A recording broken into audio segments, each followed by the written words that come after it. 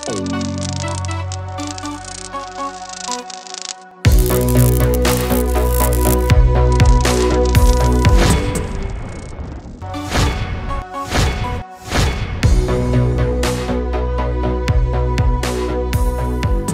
we're here with Officer Nathan Herbert of a municipal police department.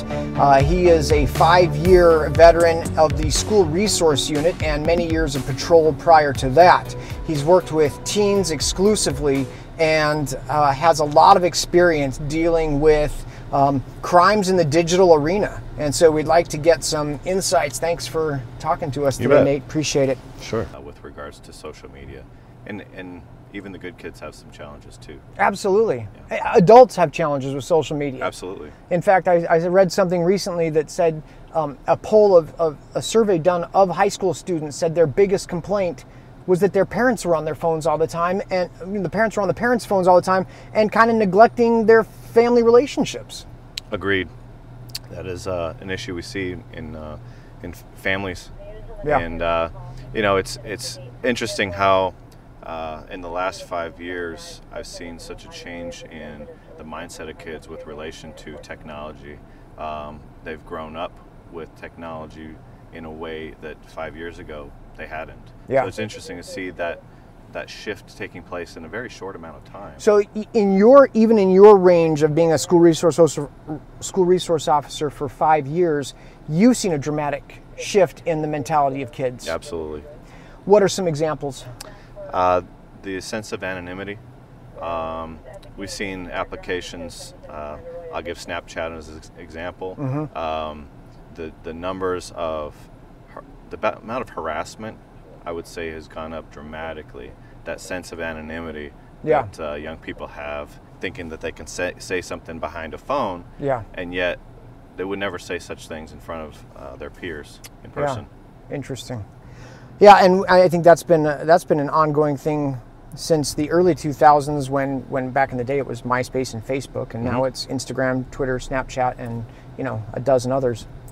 So what are some of the most shocking or unusual circumstances that you've had to investigate relating to social media or smartphone use with kids? Not to sensationalize, but... Right. There are instances when young people choose to meet with strangers. That, as a parent, that's disturbing. Yeah. It's unfortunate when crimes come from that. I have young people tell me, man, I wish I never had this thing. But there's a temptation out there.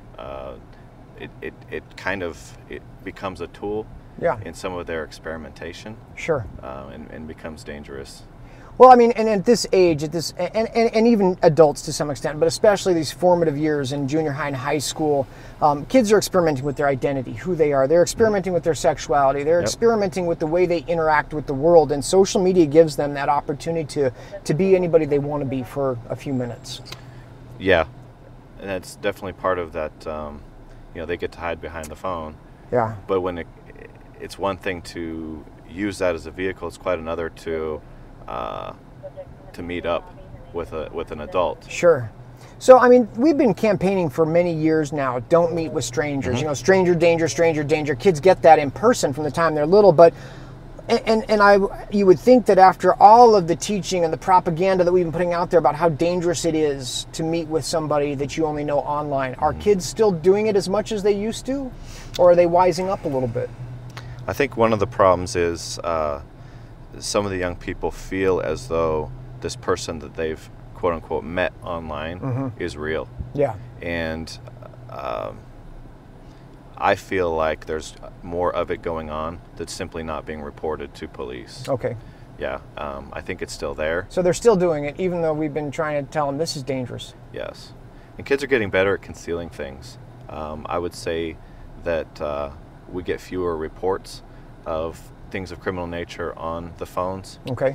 And I find it difficult to believe that's simply because it's gone away. Yeah.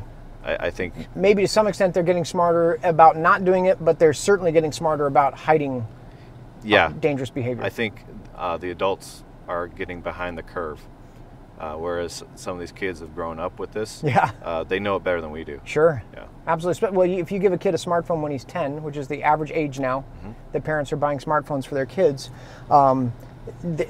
it's like learning a language. You grow up doing it, it's second nature. That's right. You don't have to think about it as much. Yeah. You give a kid a magazine and they try and expand the picture. I've seen my mom do that. Yeah. Yeah. Well, we develop habits, don't we? Right, yeah, that's right. Yeah. So let's shift gears a little.